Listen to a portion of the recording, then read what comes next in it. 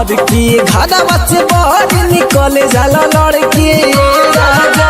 निकले जाला हाय हाय हमर जो सुततानी से जे पहर की घादावा से बड़ निकले जाला लड़की निकले जाला हमारा के भैया बिना साथ तारा हो राजा हो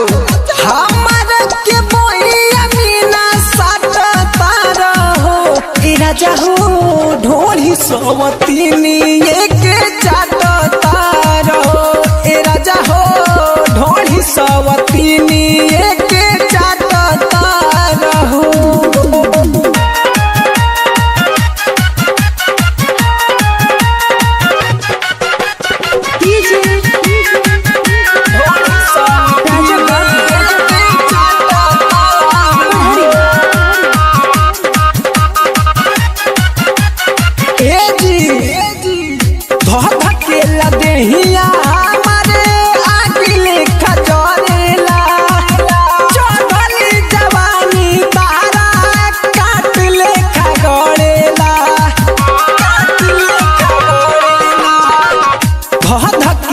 देहिया हमारे